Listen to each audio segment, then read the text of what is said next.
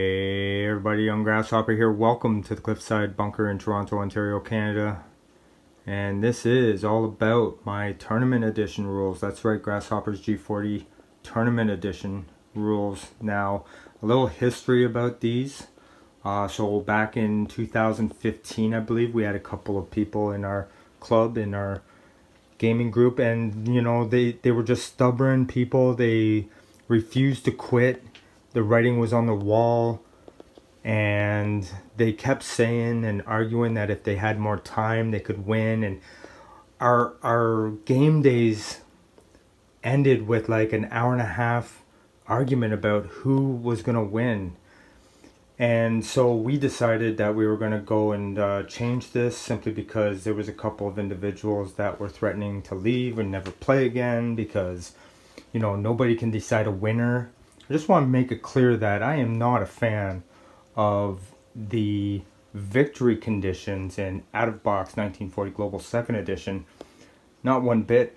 So we all know that the Allies, to win, must control Tokyo, must control Rome, and Berlin for a complete game round. It's ridiculous, it's dumb, it's stupid. And don't get me wrong, I love this game. You know me, you know my passion for this game. But that's the one thing, that's the one error. Because everybody just says, oh, just play until you give up. Well, we had that problem back in 2015. We had stubborn people that wouldn't give up, claiming that they've won. Oh, you guys are leaving early, therefore we've won. Meanwhile, it was like 11 o'clock at night. And then we spent another hour just arguing about who was going to win. We should have just kept playing anyway. My point is, this was the beginning of setting out some house rules. Now, we worked on something called a token system. And it turned out really, really well. Fleshed it out to the point where I held a tournament, and these rules just happened to be great tournament rules as well, because we set out to make sure that we could declare a winner after each game, and we did that. So great for a tournament. So in 2017, I had Grasshoppers G40 Invitational, and we rolled out this token system after lots of playtesting, of course. And it was great. A lot of people bought into it, and they set out to use the new rules to try and win the tournament, and it was a terrific success. Now, that being said, there were some things that we wanted to build on top of that success, make these rules even better. So we set out to refine the rules that were played in 2017, and now December 2020, I am proud to roll out to you Grasshoppers G40 Tournament Edition rules. Now, if you remember, I brought out a video maybe 3-4 months ago, and I went into these rules, but I gotta say, there was a change of heart when it came to a lot of the rules that we had in there, and simply because of this. Everybody loves G40, and they want to play in a tournament, and they're willing to play some rules, but we wanted to make sure that it wasn't unrecognizable to people. We didn't want to just bring in ideas for the sake of ideas, and trust me, we had a lot of great ideas, good ideas, like the convoy zones here in the Atlantic. I love that rule, or the Trans-Siberian Railroad. Now, we looked at what we had, and we decided that we were going to ditch a lot of stuff, but we weren't going to just randomly ditch it. We were going to just ditch which was not necessary for tournament. Now, what we've done here, and I'm going to get into this soon, I'm developing this. What we've done is we've created a great, fast G40 game that we feel like is balanced and will no doubt 100% claim a winner after each game. No ties. Now, like I said, we didn't want fans of G40 to have to learn a whole new game, a whole new variant just to come and play. So we set out to ditch a lot of stuff. There was a lot of subtraction over the past 3 or 4 months when it comes to developing and refining and finalizing. Yes, it's final, guys. And I'm going to put a link in the description box of this video sending you to actionallies.org. And it's going to lay out all of it. Now, there are customizations coming. Tournament edition map, a new map file. Nothing too crazy. I mean, I designed something. I like it. It's not necessary. I've got this set up here on the G40 board. It's very, very easy to play on the G40 board. I'm going to tell you that there's hardly any changes to the map at all. I designed that map so I could print a bunch for my tournament in August here in Toronto 2022. But there's going to be a rules document and a card deck. Those customizations are coming. So always check the forum thread link in the description box of this video for updates on how those customizations are going. I believe that the map is already there. The map is done. It's already there, waiting for the rule document and the card decks. Now, subtraction.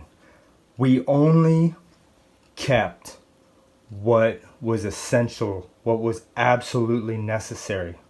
Okay?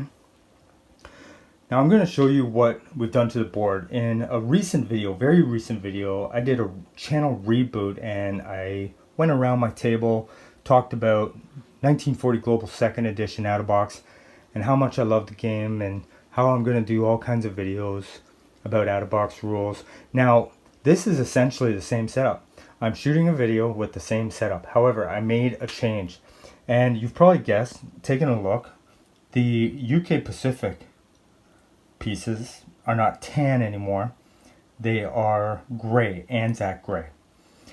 So we have changed all of these and combined it with these. UK Pacific is a new nation with Anzac economy combined with UK Pacific economy. Now, the tan pieces over here, UK Europe, are its own separate nation as well. So Canada over there with London as its capital, units here in Africa, that's all UK Europe. Nothing's changed. 28 IPCs to start, whatnot. Now, instead of that confusing split economy rule, we're going with a whole new allied nation here. We're calling it UK Pacific. No more Anzac anymore. It's just UK Pacific. The same way that London has Canada combined. This has Calcutta combined with Anzac. Calcutta is the capital, not Sydney. Just like Ottawa is not the capital of UK Europe. Alright. Now, I didn't lay it out here, but I want to keep shooting while I explain the new order of play. Now, going back to the changes in the setup. So that's all I did. I exchanged the tan UK pieces in and around Calcutta for the Anzac gray. Okay. Now, I do have setups in the forum thread, and they're there just to lay out these specific changes.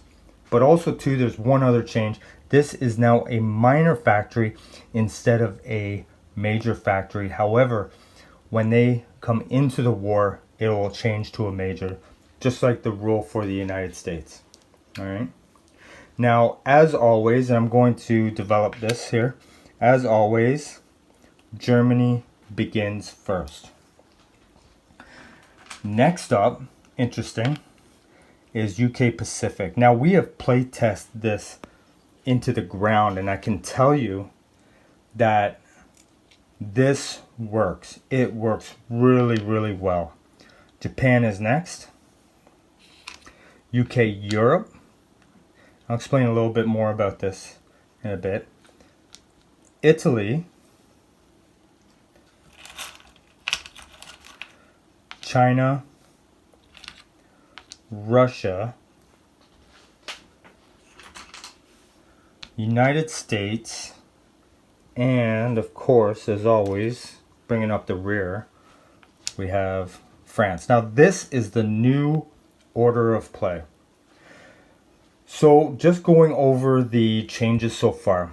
Setup, split nations, UK Pacific, UK Europe. You see here UK Pacific has a turn sequence, therefore it's a playable nation right there. And UK Europe comes in later after Japan. You will not see an ANZAC marker here. They're out of the game, combined now with UK Pacific.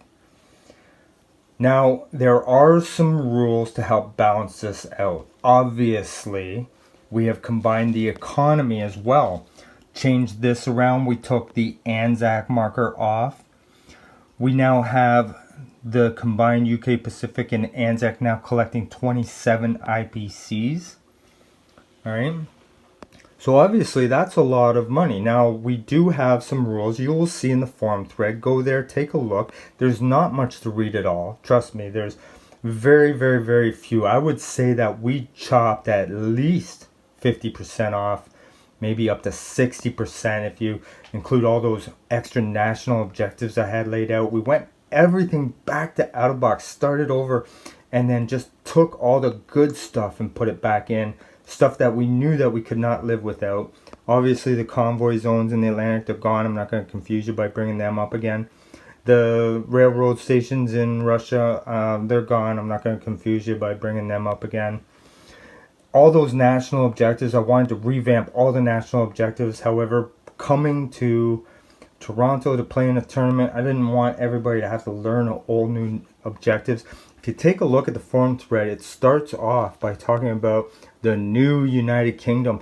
Now the changes are with the UK Europe and the UK Pacific. Those are the changes. So when we talk about changes, the setup, of course, we're talking about the starting income. That's changed over here for the UK Pacific. And the national objectives, not only for the UK Pacific national objectives, but also too, we took the opportunity to change the UK national objectives. Now, every other national objective for every country is the same. Don't have to relearn national objectives for all the nations. It's just the UK, Europe, and just the UK Pacific. Now, we have a few new rules that are going to help balance this beast, this combined ANZAC with UK Pacific, collecting 27 IPCs. This is bound to become a major factory. That is a beast. Now, how is Japan going to handle that? Well, here are a few rules, and like I said, there's not much to read at all. Here are a few rules. The UK Pacific, by jumping on the Dutch islands, may no longer claim free income just simply by jumping on them. If we take a look at the out-of-box rules, let's look at this for an example. Let's say America just got into the war. They got transports here, right? Morocco is still French. Now, they are an ally of the US when they enter the war, so the transports now come and they land in Morocco. Now, does a American roundel get put on Morocco? And does the Americans now collect one IPC by claiming Morocco if it's still French? No, they don't, of course. Now, if the Italians come and land in Morocco, and the Americans come and land in Morocco while Paris is still captured by the Axis, then yes, the Americans will now put a roundel here and claim that one IPC. So that is the exact same scenario that we are going to teleport from that scenario to this scenario. So there are special rules and out of box allowing the UK Pacific or ANZAC to jump on these islands even when not at war and just claim 4, claim 4, claim 3. You can't do that now in tournament edition rules. That is a balancer to the combined economy.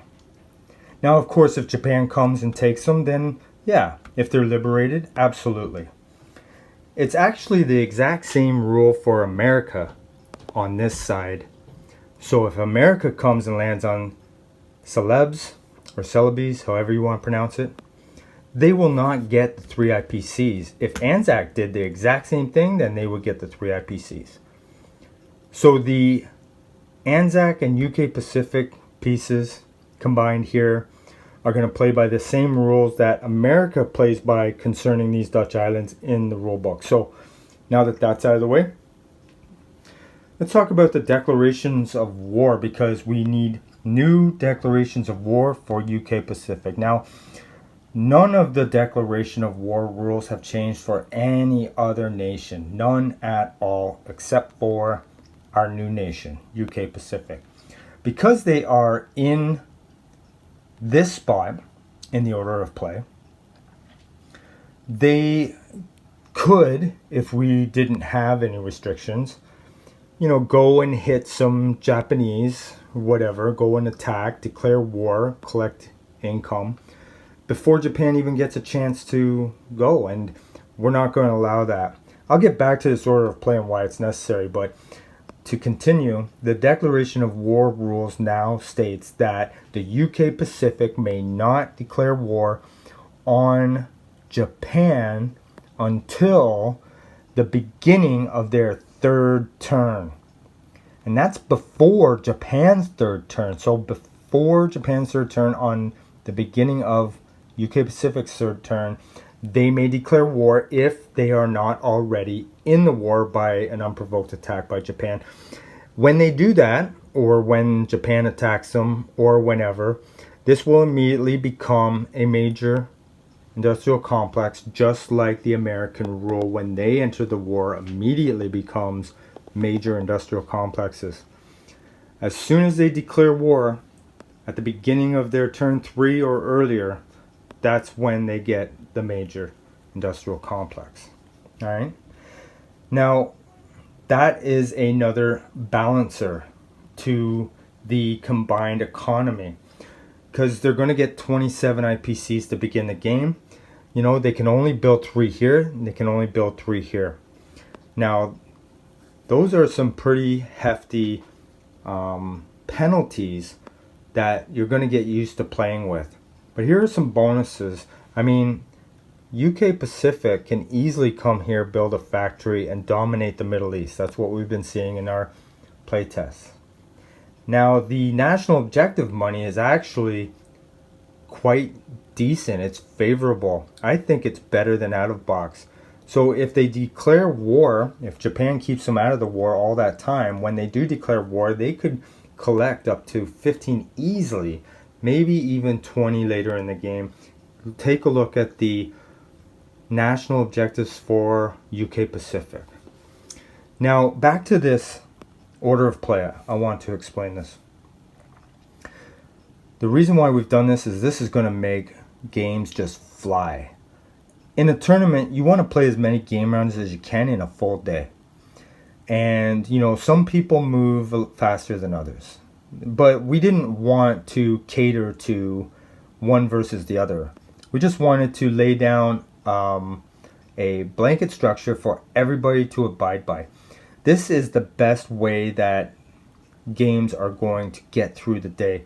I'll show you. So Germany goes first, and then UK Pacific is going at the same time. They don't affect each other. Germany, of course, there. UK Pacific here. We call this block 1, turn block 1. Now, you do not move on to turn block 2 until both sides are done in turn block 1. Once you move to turn block 2, there's turn block 2. Japan is now going. UK Pacific is going at the same time. Now, obviously, if there's some situations in which the two nations here are battling over here in some bizarre situation, obviously default to whoever is going first. In this case, Japan. They're at the top. They go first before UK, Europe. But for the most part, especially the first 2, 3, even 4 rounds, you can really fly through them. Here is the third block. Now remember, you do not go into the third block until both nations in the second block are complete, done their turns, and then you go into the third block. Italy is going at the exact same time as China. Next, block number 4. Wait till both are done. Go into block 4. Okay, and of course last, and then you start over. So turn block 1, turn block 2, turn block 3, turn block 4, and France. Now in the forum, if you click the link in the description box, you will see the UK Pacific laid out, the UK Europe laid out. New UK across the board, already covered that. Then we go into the order of play. And then we go into the new rules that I explained, the Dutch Islands, okay, the declaration of war restriction, the UK factory and the setup. Now, the next thing I want to discuss is the player assignments. So in the forum, you will see mandatory player assignments for 4-player games, and there's others there for a 5-player game, 6-player game. Okay, now in the tournament, there will be allowed 3-player teams, but mostly we'll see 2-on-2. So 4-player game, or a 5-player game, or even a 6-player game, if a 3-player team is playing against another 3-player team, you must abide by the mandatory player assignments. This order of play with the blocks and the mandatory player assignments described is the key to allowing 2 players going at the same time always. And that's how we're going to get through our games real fast within a day. And the rule is the one with the most victory tokens at the end of 8 complete full game rounds wins the war. Now, last, and that's it, but last, the victory tokens. This is the whole purpose of the victory conditions, how to win, going after victory tokens. Now, I'm going to spend multiple videos in the future talking all about Grasshoppers G40 tournament rules. Not only am I going to go over these rules in much more detail than I am now, this is just an introduction, but I'm also going to show videos on what we've experienced, what we've noticed in our own playtesting, plus information from other people who are playtesting. And these victory tokens add tons of strategy, tons of excitement, tons of layers to this game. It will blow your mind, honestly. I'm not patting myself on the back, you know, these tokens have been around a long time, right? Before my tournament in 2017, and even Cyberblood's BBR has victory tokens, and that variant has become very successful. The idea of a victory condition where you're going after tokens, whether it's like my system where if you get it, you score, even if you lose it, at the point you get it, you score a point. Or Cyberblood's BBR victory token system where you have to control them by the end of the game and hold them at the end of the game. It doesn't matter. These victory tokens are a huge evolution to the game. Whether you are a purist and a traditionalist and you only play out of box, you cannot ignore how awesome victory tokens help the overall game and the excitement and fun that it brings into the game. Anyway, that's for the people that have played in the past. I'm encouraging you to look at Grasshoppers Tournament Edition rules and play by the victory tokens. Like I said, in the future I'm going to be doing all kinds of videos, tons and tons of videos of strategy on how to go after these tokens. You know, and I'm not talking about holding the tokens. You don't have to hold them. Once you take the token, once the condition becomes true, you score and you are up in the game. One of the most exciting things, one of the most amazing things that has evolved or has come onto the scene in these rules since 2017 is the attrition token. The attrition token is new, so basically, if the game ends after 8 complete full game rounds, tied, the allies automatically win by attrition. There's a token called attrition, and you get the attrition token as the allies if the game is tied at the end of 8 full complete game rounds. So automatic win for the allies. Huge, huge, amazing balancer. Not only is that in a balancer, but look at the can openers. There's no more can openers anymore for the Italians to bull rush towards Moscow. Now, I'm not saying that, you know, experienced veteran Axis players out there can't take Moscow. Not saying that at all. I'm just saying it's not as easy without the Italian can openers. But now look at this. UK Europe goes now before America.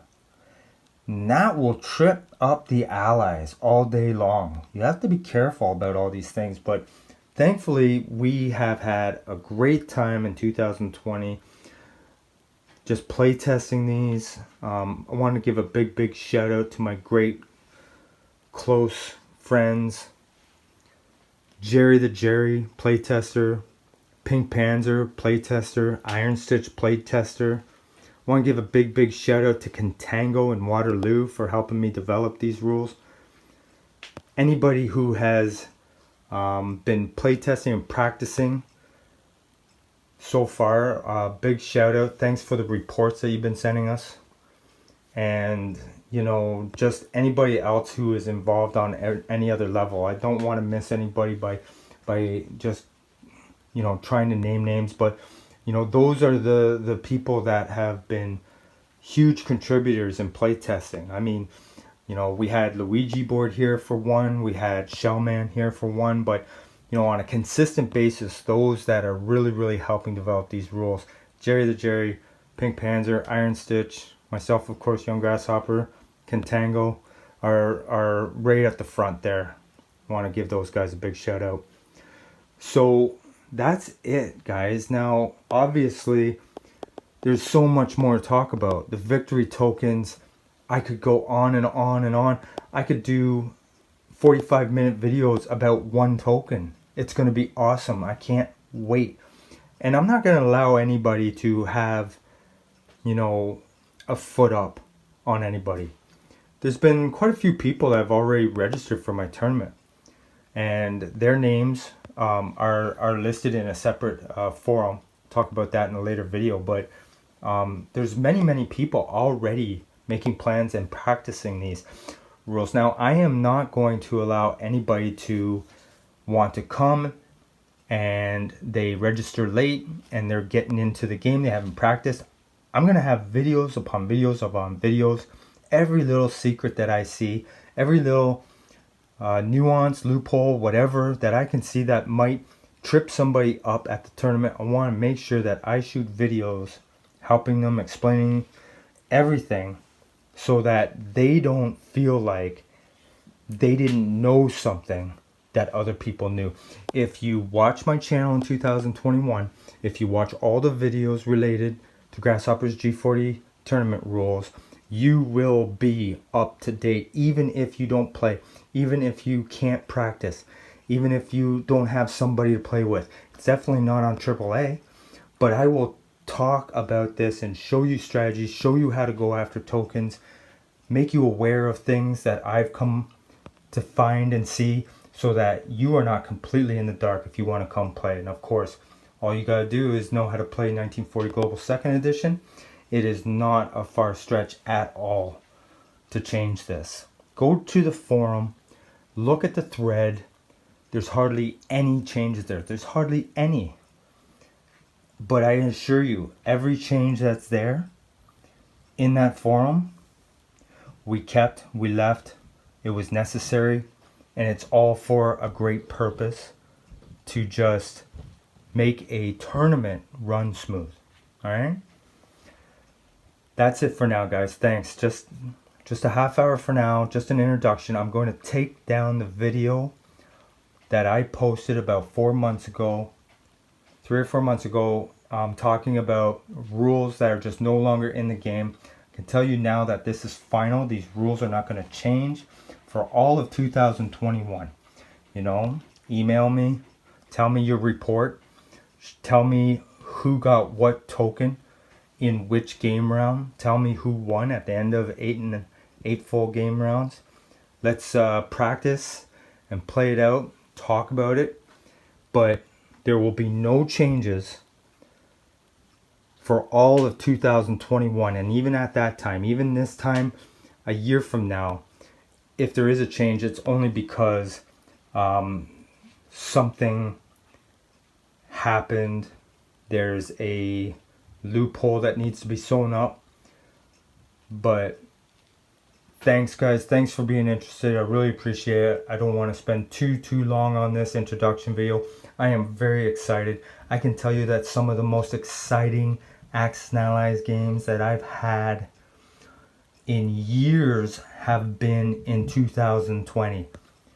I'm telling you, we have such crazy things going on. Oh my goodness. And you know what? I think what I'll do is I'll just shoot a video in the future just telling you stories about some of the epic battles that we've had playing and playtesting this rule set in 2020. By far some of my most memorable games. Especially the last one. Oh my goodness. Anyway, I'm getting ahead of myself. Thanks, guys. Really appreciate this. Sorry for moving the date of the tournament. It's necessary. Obviously, we're in December 2020. You guys know what's going on in the world. I am doing everything I can to find a COVID-free pocket so that I can have as many of you at my tournament as possible. Now, that being said, the August 2022 date is, in my book, final.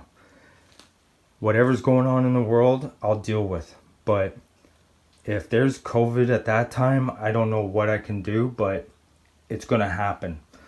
Toronto, August 2022. Hell or high water. Alright, guys, thanks a lot. Really appreciate it. Thanks for sticking through this one with me.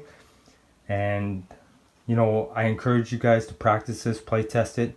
At least look it over and tell me what you think, even if you don't play it, even if you don't attend the tournament. You know, just what do you think about it? A lot was put out the door.